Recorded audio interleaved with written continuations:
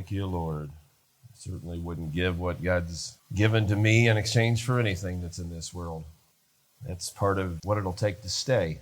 We've been talking about Wednesday night, the parable of the sower and the different grounds, and talking about stony ground and thorny ground. We haven't quite got into thorny, but those are both grounds that are the type of hearts that have conditions, whether internal or external, that keep them from being able to stay in the kingdom. They keep the person from being able to grow and to thrive and to get stable. You have to get stable if you're going to have any growth in the kingdom.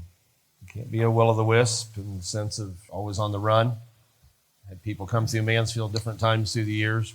People that came in that got really excited. They burned pretty hot when they were there. They always had something they wanted to. Nothing wrong with this. If you have some to add, I hope everybody does. But they always had things they wanted to add, things they wanted to say in the services. And they also were the people that were gone the quickest. They'd be constantly on the move, very seldom stable enough to really grow. You have to sit somewhere for a while. You got to sit somewhere long enough. I don't just mean sitting down, but I mean you have to be in one place long enough to grow. It's one of the great benefits of where we're sitting right now in terms of the next few weeks. We'll be celebrating the 80th anniversary of this assembly.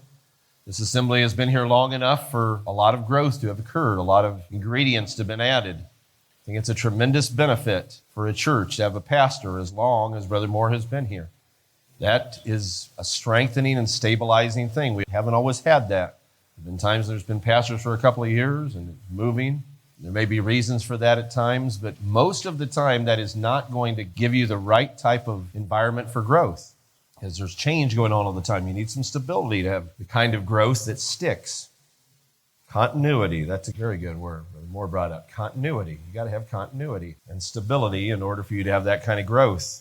We were singing this song. I was thinking about the parable of the sower because it's been what's on my mind. I've had a lot of things on my mind, but that's what we've been talking about some on Wednesday evenings. And I was thinking about what the problem really is with stony ground is that a person's commitment to what they are really excited about in the beginning is not strong enough to hold them when difficult times come. And they give up what they have. Thorny ground's the same way in a little bit different perspective. They give up what they have for the world. They give up what they have for some temptation or some pressure that's coming against them that they don't want to have to deal with. And if I am not a Christian, or at least I'm not maybe a confessing Christian or a conservative Christian, which ought to all be the same thing, shouldn't it? If you're confessing, you should be a biblical Christian. And biblical Christians are conservative Christians. So you really don't have any Christians that aren't conservative, though there are plenty of people calling themselves that in this world right now. They call themselves Christians, but by the biblical definition of Christianity, they are nothing like the term they're using for themselves. We have to have something that defines what we are, don't we? The Bible is that thing. So you think about not giving what you have. We've got to be rooted deep enough. And that's really what has been on my mind with stony ground. You know what the ingredients were there that were the problem. There was no depth of earth. There wasn't enough soil. There was no depth in the individual himself, which is really saying the same thing, because the earth is the depth you have yourself. Your depth of earth, your depth of soil is your own personal depth. It doesn't give you enough room for the root to grow, which is what I talked about quite a bit last time. You don't have enough depth of earth. Then if you don't have any root in yourself, the earth has to be there, the root has to be there. You see what the other ingredients are. If you don't have enough earth for the root, you're not going to have much of a root. Whatever it is will easily get plucked out. It's like one of these plants that the roots don't go down very deep and you don't stake it off like I talked about that little tree we had, and something can pull that right out of the ground and carry it down the road, which is what it is, be blown about by every wind of doctrine. You don't have enough strength yet. Your stability, and use Brother Moore's word, continuity of your Christian walk. It's a different way I'm using it than we were talking about ministers being here, but your stability and continuity are tied together.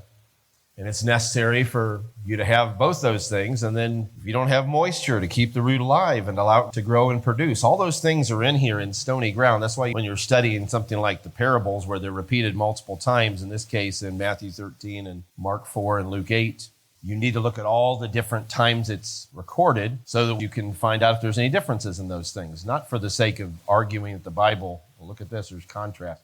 It's just three different men's perspectives of a message. Sometimes you get more out of a message than somebody else does. And I told you in the case of the message in Luke, it looks like the parable of the sower in Luke was probably preached at a different time. So Jesus gave the same lesson somewhere else. And if he did, he might have very well added or subtracted some things to make some different lessons. But the core lesson was the same. But if you take all the pieces, you see what the problem is that we've been talking about for the last week or two about stony ground. Number one, there's not enough depth of earth. There's just not enough soil there. Number two, there's no root. But you're not going to get much of a root if you don't have enough depth. And then there's not enough moisture to keep it alive, which is kind of an order to that, because it wouldn't do you any good to come in with a plant that has roots that you want to plant somewhere, but you don't have enough ground to plant it in, would it? You've got to have enough ground to plant it in to begin with. If you're planning on planting something that needs a certain amount of roots, and maybe it even comes to a big bag, usually covering those roots, and it's got some soil in there, and I'm going to need this much depth of soil at least to put that down in and pack it in with other things, dung it about, so to speak, and other things you might want to do. You already know how much soil you're going to need. If you don't have that much soil, you'll never put that tree there. You've got to have enough ground that you can put it in. So first you have to have the ground. Then once you have enough of the ground, enough of the soil, then you need to be able to have a root. The root has to be able to be there. It has to be able to grow. But then that's not going to survive if you don't have moisture. I think we all know what the moisture is talking about. You have to have the Holy Spirit. So those are the three issues that we have here. There's no depth of earth for the root to grow in. There's no root in the earth. And then there's no moisture to keep the root alive. So it just endures for a very short time. And as we read last time, when tribulation or persecution or temptation, for that matter, comes along, it's very obvious why it doesn't stay there, because it's not holding on to anything firmly. There's nothing anchoring it. You've got to get yourself anchored to this. You got to get yourself anchored to all the different pieces and parts that make up the faith, rooted and grounded. You've got to get anchored to this. And if you don't get anchored to it, you will get carried away. I don't mean carried away emotionally. I mean you'll get carried away down the road. You will get carried away. Something will knock you flat. In fact, you're going to get knocked flat a lot if you don't have strong roots, because you'll be top heavy. Because if you grow at all, remember, it's sprung up quick. You spring up quick and there's just a floppity weed basically, and there's nothing to hold it up, nothing to hold it down or up. Anything that comes along will knock it down. Anything can trample it under. And as you see in other examples, we need to have strong roots, don't we? And we need to have strong enough roots that whatever comes along doesn't. I love the way Brother Moore sometimes stresses this word. It is not at all accurate. It's a great practical lesson. He knows it's not accurate. He's doing this intentionally. Sometimes you talk about being offended, he says, don't get off-ended. That's got no Merriam-Webster's basis, all right? But it sure is a good lesson. There's another one of your quotes that goes in the book. We put together Brother Moore's aphorisms. Don't get off-ended. You get knocked off the end, If you don't have something holding you on, you get knocked off. You get flattened out. And so something has to be strong enough to hold us down. That's why when new people come in, as I've been talking about, they've got to get something to root them down or they're not going to last, because times of travail and trouble are coming. And then they'll pass and we'll have times of great blessing. There'll be times of wonderful, gentle spring rains and sun and everything else. But then the storms are going to come too. You're going to have all those things. We have to be able to endure all the seasons. Not just the seasons of life in terms of different aging, as you get older, there's different things you have to deal with at each season of life, which you really don't understand until you're in it. There's no way to get it. It's like someone talking about children, and they're like, you don't know until you have children. You just don't know. You don't know the things that you might have to deal with, but the most important thing, because we're in a world that degrades the idea of having children, you don't know the incredible blessing and joy of having children. You just cannot really know it till you've experienced it. And you could go through other examples like that, where there's something you just don't know until you've been there. It's just like the Holy Spirit. Someone can get touched by the Holy Spirit, but that's not the same thing as getting baptized in it. And you don't know. And so someone will say, well, I had an experience and I'm good. You don't even know how much more there is. And that's the goal, is to get as much as we possibly can. Those are some of the things that will root us down deeper, is we've got to put a hunger in the hearts of people to want more.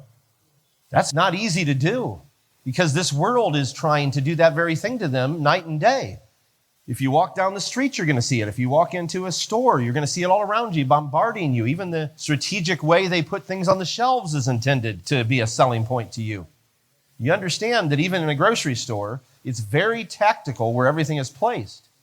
What they want you to buy is right at eye level. It's not up high where you got to climb for it. No. What they want you to buy is right there. What they are not as worried about is down low. So everything is set to try to draw your attention, even the things you see at the checkout line, things you probably don't want to see at the checkout line, that are all there to draw your attention, get you to have some impulse buy or whatever else. The world is like that in terms of all the temptations of this world. It's constantly trying to sell you on why you should buy into whatever their ideology is, or buy into whatever commitment you have to make to something, or to be a part of whatever is going on. And so we're constantly competing with the world. We've got to have something better than the world to compete with them, don't you think? What we have isn't better than what they've got out there. That's why I'm constantly stressing, not that we have a problem with it, it's just a critical, preemptive thing to stress. We have to have a better spirit than people out there, because people coming in here are looking for something better. They're thinking, I'm coming into a place where I expect better. I expect better than what's out there. And they should get it. You know why they should get it? Because this is God's house, not yours and mine. But I'm not talking about just the natural now. I'm talking about the spiritual. People should come in here, and the standard of what should be operating in this place should be beyond their expectations. You know, there's that phrase that they use in the business world that you under-promise and over-deliver. You don't want to do the opposite, over-promise and under-deliver. In other words, you're going to get such and such, and then they get about half that, and then they're upset because they're expecting. No. You under-promise and over-deliver. But here we don't want to do either one. We want to give them the real promise, and we want to actually deliver exactly what is expected of us, which means our spirit has to be better, doesn't it? We've got some thorny ground in our heart. We've got to clear it out. If we've got some stony places, we've got to clear it out. If there's places where you got a low place in the yard of your spiritual life that you're starting to show dirt there and grass isn't growing anymore, whatever, it's time to work on that. It's time to work on that area. We've all got areas like that in our hearts where it isn't like a beautiful green lawn, you know, that's been chemically treated and everything else. And you look out there and there's not a single clover or anything else, just this sheet of green, almost like AstroTurf, you know, the old days. Look out there, oh, wow, look at that. None of our hearts look like that right now. We've got patchy places, got places where some clovers have grown up that we just aren't bothering with. We've got places where it's a divot in the dirt and somebody needs to go in there and fix that. And we've got to look at ourselves honestly and say, what is it I need to fix? That's the lesson of these soils. That's why maybe I've gone through it as slow as I have. Sometimes we just think about it like the three soils to begin with, three types of ground to begin with, are all negative things. Those are bad people. Let's move on to the good ground. That's the good people. And thank God we're the good ones, and sure I'm glad. But for the grace of God, you know, I'd be thorny ground or stony ground or wayside. But for the grace of God, I was. Not I would be. I was. I was that type of a person. I had some of the qualities of wayside soil at different times in my life. I've had some of the qualities of stony ground. I hope I don't have any of these qualities now. I've had some of the qualities of thorny ground. It's the grace of God that's helped me to get beyond that. And it's recognizing that I've got a responsibility to keep my yard clean. I've got to keep the garden free of weeds. I've got to make sure I'm taking care of things. So I started saying the problems with this cause a person not to be able to endure. They're excited when they come in and they get faced with hardships and troubles and challenges. And I told you last time, I'm not going to spend much time on it because I already mentioned it to you. But when it says by and by they're offended because of the word, I think is how it says, they're offended, is the Greek word skandalizo, which means to be snared or entrapped. I read somewhere where it says that this is like someone who comes to regard adherence to Christ as something of a trap. In other words, I don't like being in this position. You know, if you're going to be a true Christian, you're going to be in the spotlight in this world because this is a dark world. This is a very dark world, and it's getting increasingly darker. In fact, it's getting as dark as probably it has ever been. There's been times there was greater immorality in this world than now. There were things accepted in the Greek and Roman world. We haven't gone there yet. Not yet, but we're moving there. We're real close. It would just be another step. If you get another wave like we had under our previous president where it just was almost anything goes and all kinds of cultural norms were crashing down. We had a couple presidents where that happened, where cultural norms that were standard things in the spiritual structure of this nation collapsed, and they've never risen again. Those cultural norms have been destroyed. And they win that battle and they move on to something even more extreme. Because for that type of mentality, there always has to be a battle. For those who are carnally, listen to the word I'm putting in front of the other word. I was going to say for those that are progressive, but progressive isn't a bad thing. It's what kind of progress you're trying to make. For those that are carnal progressives, carnally progressive, as soon as you win one battle, you have to find something else because you've always got to get a battle so you can work people up and get them on your side, get them voting for you, get them behind you. That's why we better never let that enter the kingdom. I've seen people sometimes rev people up because they're about to make an argument for something or they're trying to make some point, so they get people all emotionally worked up because then they know if I can get them real emotionally worked up, then when the argument starts, I've already got them worked up on my side. And you know what the bad thing about that is? It blinds you to simple facts because your emotions are overriding those facts. So now you've got somebody so emotionally. I've watched people do it in biblical discussions. You get somebody so emotionally stirred over something that by the time you actually address the issue and now it's under discussion, you've already got everybody on your side because they've been so emotionally worked up. They aren't thinking logically about what the real issue is. They're following their emotions. And our politicians are masters of that. We better not bring that in the body of Christ. It's been here at times, but we better not promote that in the body of Christ. Better not perpetuate it. That's a political spirit to try to stir people up to your side. You need to just use the truth. You don't have to use a whole lot of emotion if the truth is good enough. The problem is if you've got to rev people up, if you've got to work them emotionally before you ever make your arguments must not be very good. See, I don't have to stir somebody up emotionally to prove a doctrinal point. If I have the Bible to back up that doctrinal point, I can just say, here's my reason for why I believe this. I don't have to rev you up first. That's a different subject, but it's important for us to understand we don't want those kind of things to creep in among us. But as I said, we're in a very dark world where the world is waxing worse and worse. It's progressively getting worse, and it's getting darker. And we've got a very tough job. It should be an exciting job if you think about what I'm about to say. But we've got a very tough job to have in the middle of a world that is in gross darkness. We are called to be lights. You feel that? A ripple just went all the way from the top of my head down to my middle of my back. I could feel the Spirit. We are called to be lights. Oh, that's a hard calling in a world that takes pleasure in darkness and hates the light. Read John 1. They hated when Jesus came with the light. The light of the world came and they hated that light. The very one who brought them into existence, the agent of that, Jesus, which is what John 1 is talking about, is how Jesus was God's agent of creation. And this light came into the world and men didn't want the light. They didn't comprehend it. As Brother Larry put up here in John 1:5, which just means they didn't understand it. They didn't realize what it really was. When they saw him, they didn't recognize it for what it was. But they resisted it too. They didn't want the light. They despised the light. So you are going to be a scandal. I told you that's where this word scandalizo, which is the word that's talking about offended here. I told you it comes from the word scandalon, which is a snare.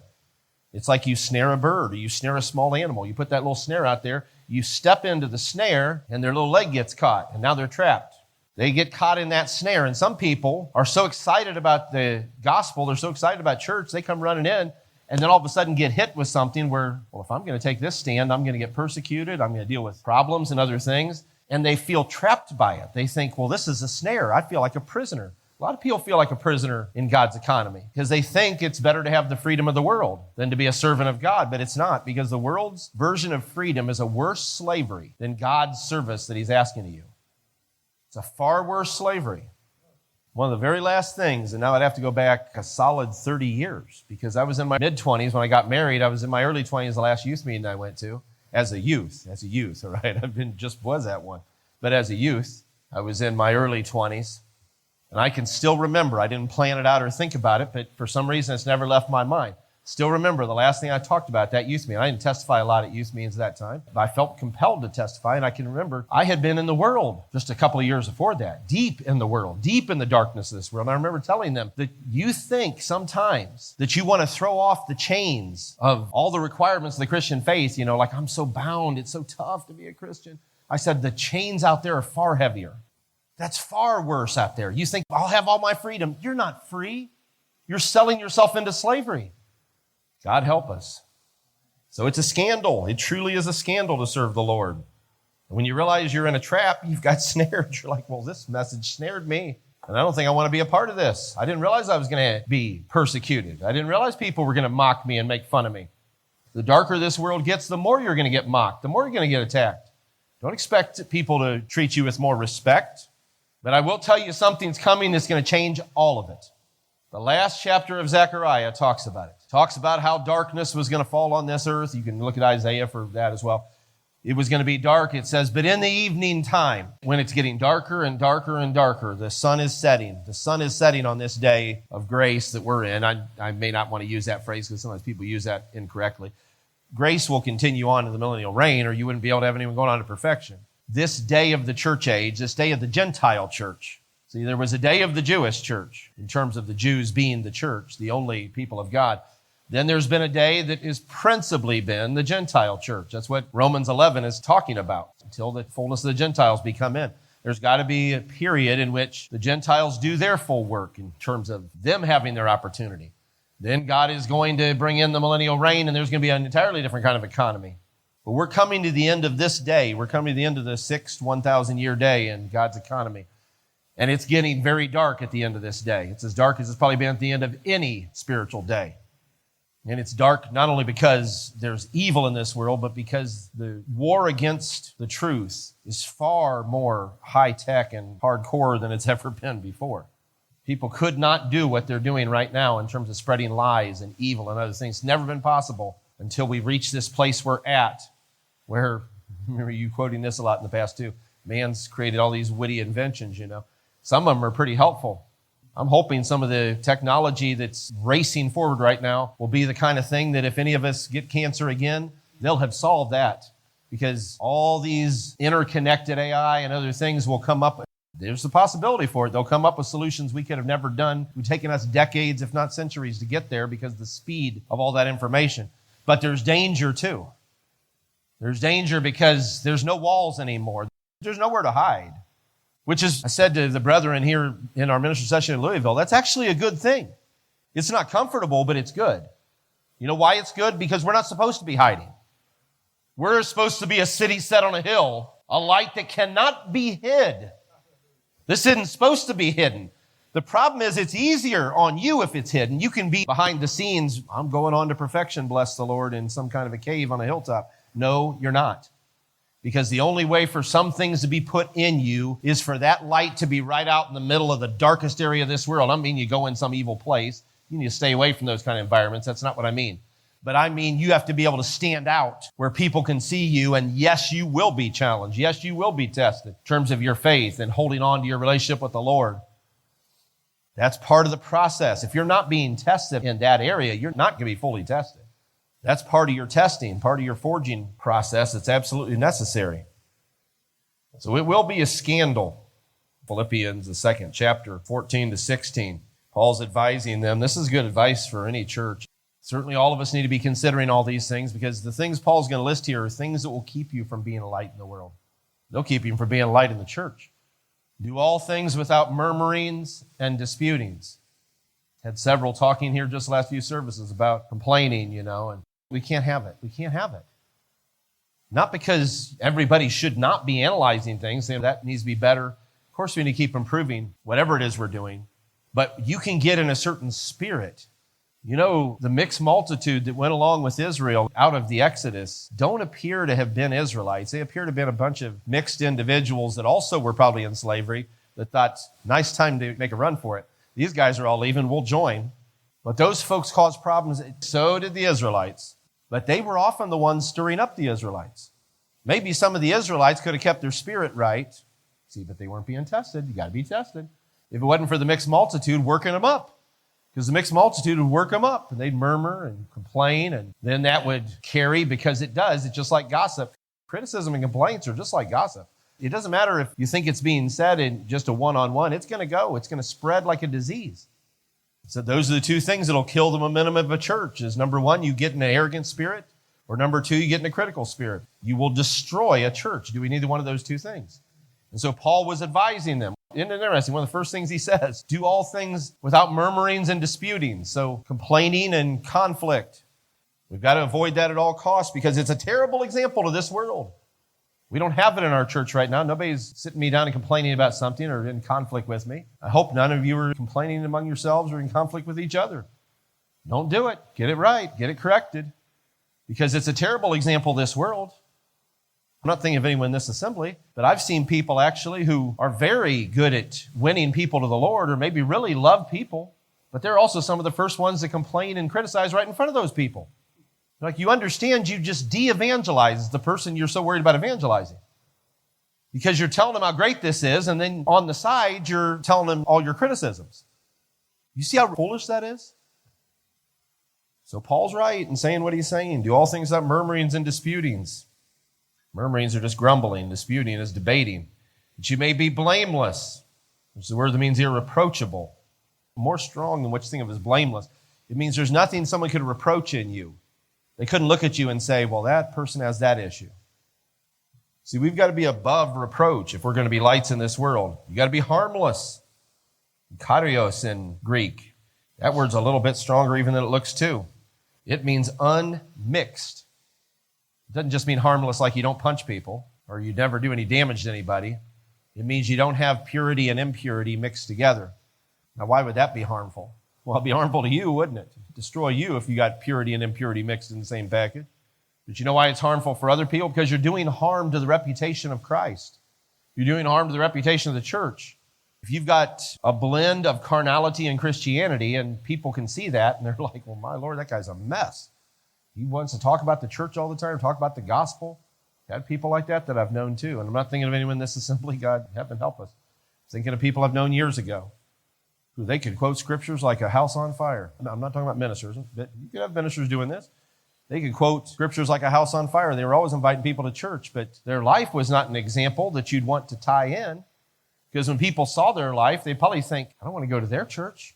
Look at the mess they are. Their church hasn't done anything for them. What a shame on the church for out there defaming the church in that way. So Paul's talking about the necessity for us to be the kind of people in this dark world. He says we want to be the sons of God, without rebuke in the midst of a crooked and perverse nation, among whom you shine as lights in the world, holding forth the word of life, that I may rejoice in the day of Christ, that I've not run in vain, neither labored in vain. That's an interesting way of Paul putting that. Because most of the time when he's talking about running, like in a race, he's talking about going on to perfection.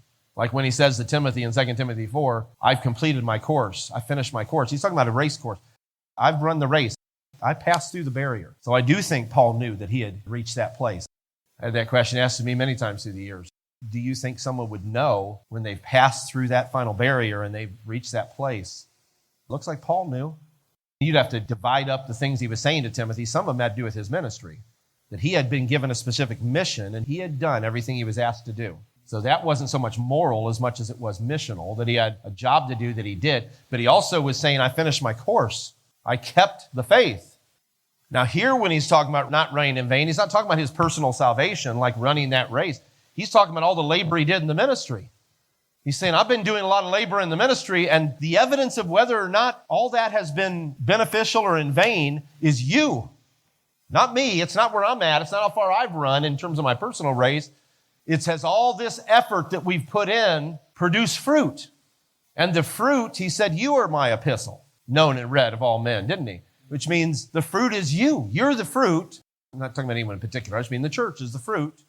And so how we know as pastors, how Brother Moore would know, how I would know, how anyone who's a pastor would know, if our work has been productive, is if we see growth in the lives of the people we have been working with. It isn't how big the church gets. That's a wonderful blessing that the church is growing as it has. And I do believe, without a shadow of a doubt, it's the God of heaven that's doing it. And I do believe it is God's favor on us that's causing it, which can be pulled anytime if we don't deserve it. But that is not the sign I look for to determine whether or not we're succeeding, is have we passed 300 people or 400 people or some number. That isn't the sign. The sign I am looking for is growth in the lives of people, not growth in the pews. That can be a sign. Look, Abraham was a wealthy man. God blessed him. God blessed all those men. It seemed like every time he just kept blessing them in material things. But that wasn't the greatest sign. God didn't say, you know, Abraham was my servant because of all the riches I gave him. He said, you know, because of his faith, because the kind of man he was, because the kind of relationship we had, which comes right back to this issue of the parable of the sower. It's all about relationship. Every bit of this is about relationship. Everything we're talking about is about relationship. That's why I'm talking about it so long, because if I was just going through, I could do it. I've done it when I write books. If I was just going through the parable of the sower, just talking about each ground, we could go through it a whole lot faster. But God has something more than just that parable on the table. This table of the Lord that he's spread out, the parable is the main course. But there's a whole lot of other courses on the table that when we get into that parable, God takes us over here and deals with this, takes over there and touches on that. That's why we keep going week after week after week, and we're still, I guess, maybe we'll finish Stony Ground tonight. But sometimes we're not just talking about that. God's taking us off in another channel to touch on something else that needs to be addressed. As I said, it's all about relationship. And talking about roots, your roots are the elements of your relationship that tie you to somebody else or to something else. Like, how deep are my roots? It's how deep is your relationship with the Lord. It's no more complicated than that. There's more to it. How committed are you to this thing? You want to know how deep your roots are? One measuring line for that is, how committed am I? How much of myself have I given to this? That'll tell you how deep your roots are going.